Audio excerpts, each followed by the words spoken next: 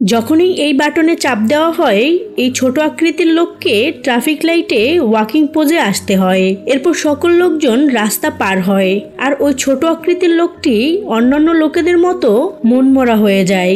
এরপর একদিন সে পাশের বিলবোর্ডে একজন সুন্দরী মেয়েকে ডান্স করতে দেখে, আর তার ডান্স মুভ কপি করার চেষ্টা করে। কিন্তু তখন হঠাৎ করে কেউ বারবার বাটনে চাপ দিতে থাকে, যার কারণে তাকে থামতে হয়। আর সে আবারও তার পোজে আসার চেষ্টা করে, কিন্তু এইবার তার দরজাই খোলে না। তখন তার মনে হয় এখন হয়তো কেউই তাকে দেখছে না, তাই সে কোনো চিন্তা ভাবনা ছাড়াই বিন্দাস ডান্স করতে থাকে। কিন্তু আসলে সবাই তাকেই দেখছিল, আর তার সাথে সাথে তারা নিজেরাও ডান্স করতে থাকে, যার কারণে রাস্তায় ট্রাফিক জ্যাম লেগে যায়।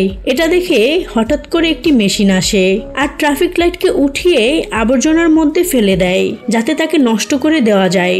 এতে লোকজন আবারও মনমরা হয়ে যায়, আর নতুন ট্রাফিক লাইটে শুধু ওয়াক লেখা ওঠে। লোকজন এসব দেখে আর নিজেকে সামলাতে পারে না, আর আবর্জনার মধ্যে থেকে ওই পুরনো ট্রাফিক লাইটকে ফিরিয়ে আনে। ওই ছোট আকৃতির লোকটি দ্রুত জেগে ওঠে আর ঝকমক করতে থাকে।